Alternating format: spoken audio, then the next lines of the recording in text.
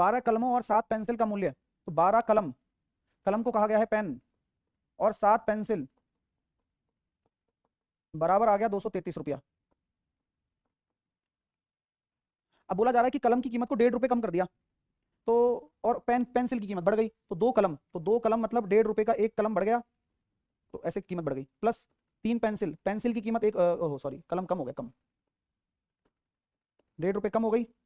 और पेंसिल की जो कीमत है वो 1 रुपये बढ़ गई, तो 48 रुपये का मामला हो गया। भाई ये दो इक्वेशन बन रही हैं, आप बना पा रहे हो क्या? सर एक क्वेश्चन तो आपने करवाया था, हाँ ये अलग सवाल है, एक क्वेश्चन मैंने इसमें करवाया था, परसेंटेज में चेंज होता है कि भाई कीमत 20% कम हो गई, इसकी 10% बढ़ गई,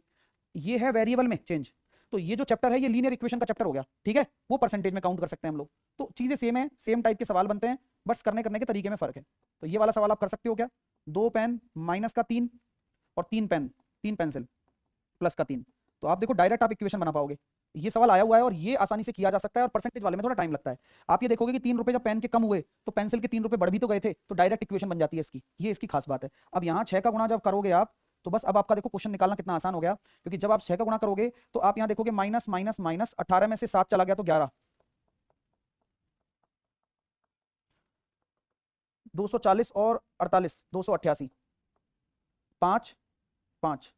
माइनस में, माइनस से माइनस गया तो एक पेंसिल कितने की आ गई, 5 रुपए की,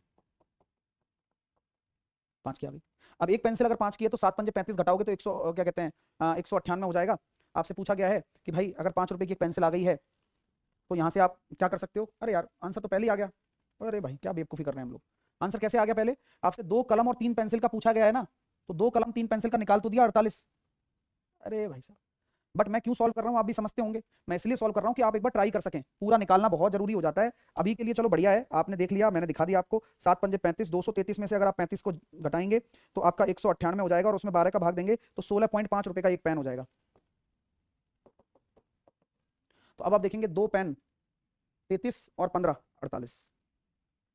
और डायरेक्ट भी आंसर आ ही गया था, अच्छी बात है यार, हाँ डायरेक्ट भी हो रहा था। तो ये सवाल अच्छा है और जरूर करना है, और अपन को सीखना भी है इस सवाल से। लेकिन हमेशा आपको ये इक्वेशन मिल जाए जरूरी नहीं है, मिल गई है अच्छी बात है, तो हमेशा तो फिर क्या करना पड़ेगा, ये जो मैं कर रहा हूँ। अगला सवाल देखिएगा, अच्छा सवाल है, ट्राई जरूर करें, क्या बना